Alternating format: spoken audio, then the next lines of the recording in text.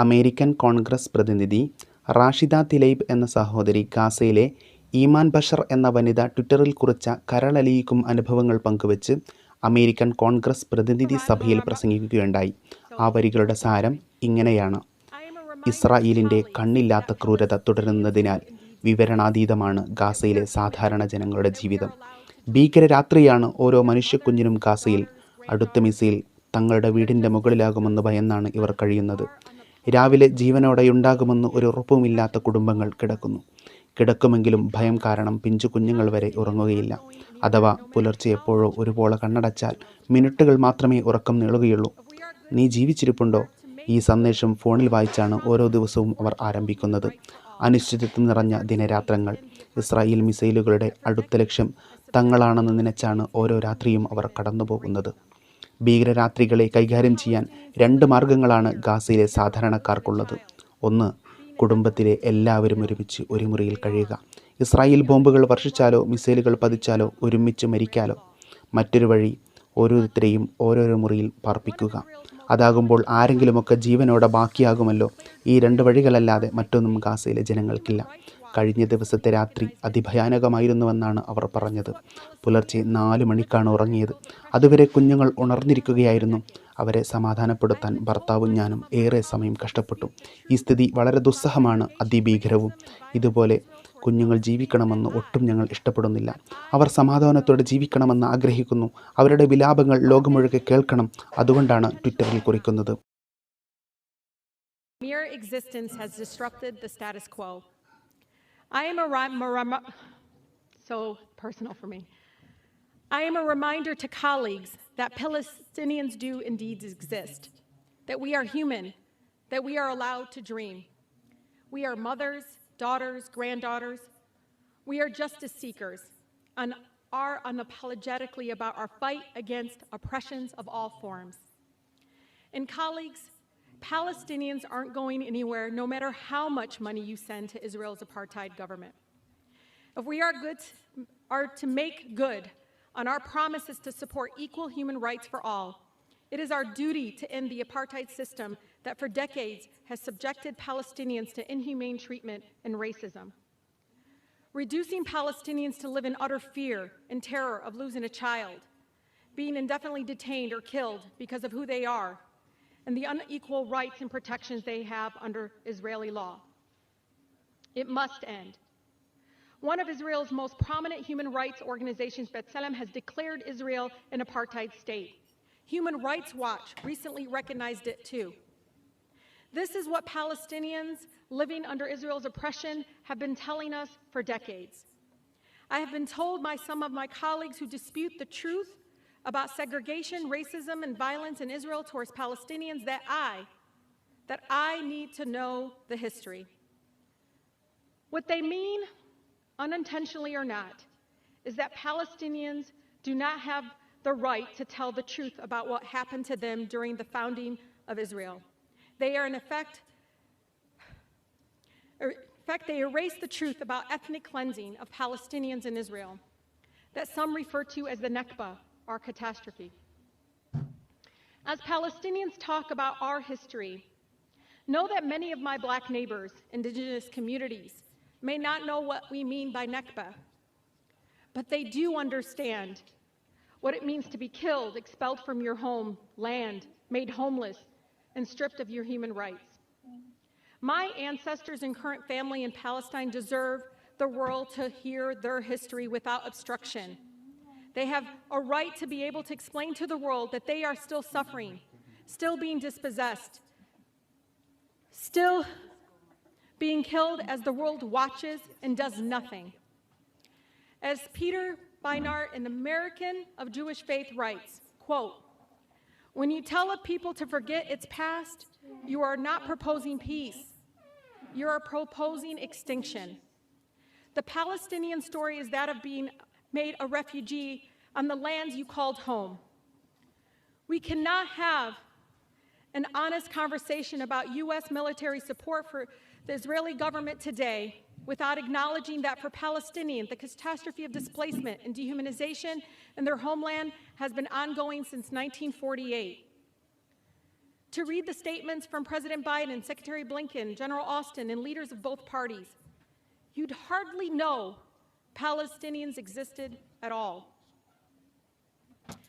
There has been no recognition of the attack on Palestinian families being ripped from their homes in East Jerusalem right now, or home demolitions. No mention of children being detained or murdered. No recognition of a sustained campaign of harassment and terror by Israeli police against worshipers, kneeling down and praying and celebrating their holiest days in one of their holiest places.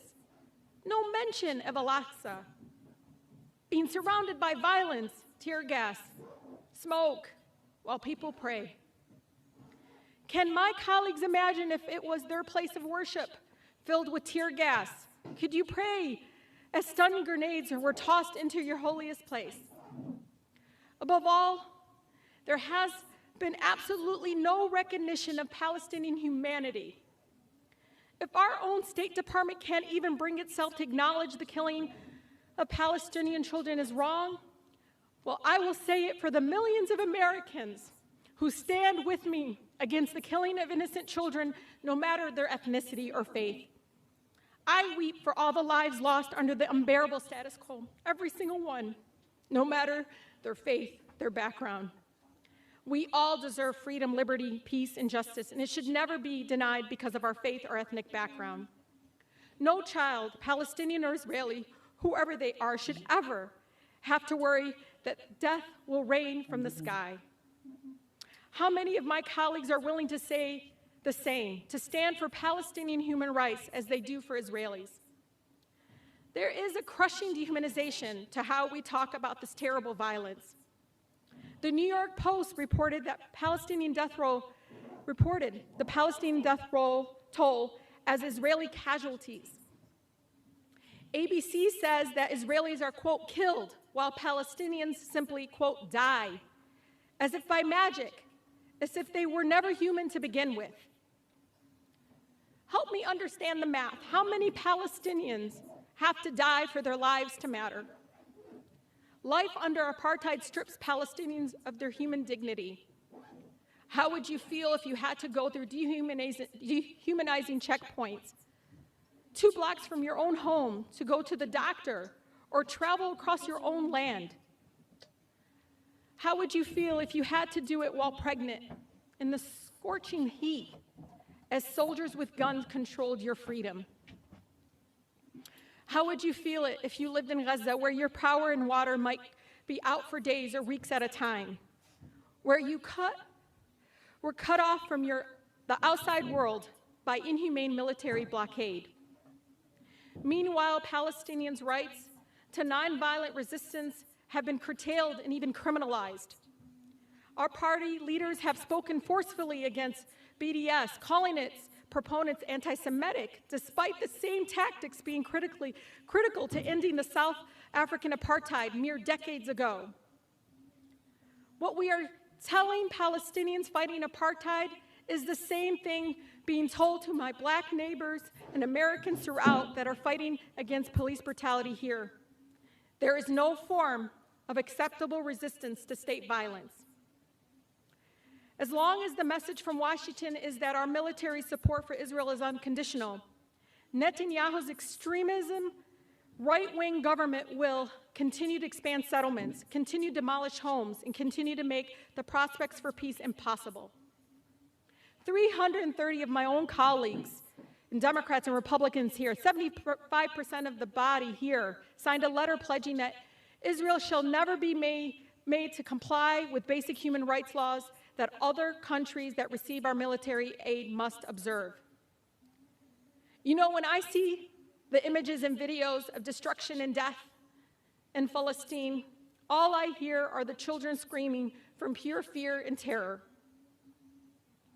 I want to read something a mother named Iman in Gaza wrote 2 days ago. She said, quote, "Tonight I put the kids to sleep in our bedroom so that when we die together."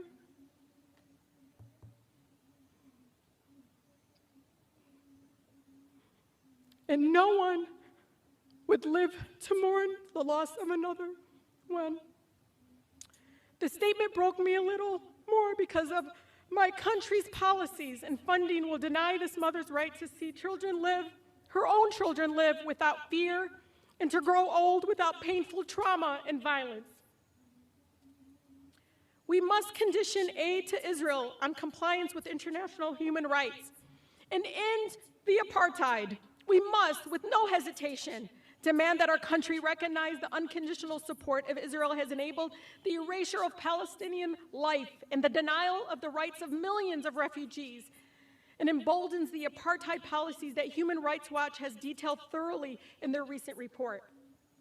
I stand before you not only as a Congresswoman for the beautiful 13 districts strong, but also as a proud daughter of Palestinian immigrants and the granddaughter of a loving Palestinian grandmother living in the occupied Palestine. You take that and you combine it with the fact that I was raised in one of the most beautiful, blackest cities in America, a city where movements for civil rights and social justice are birthed, the city of Detroit. So I can't stand here. I can't stand silent when injustice exists, where the truth is obscured. If there's one thing Detroit instilled in this Palestinian girl from Southwest, it's you always speak truth to power even if your voice shakes. The freedom of Palestinians is connected to the fight against oppression all over the world.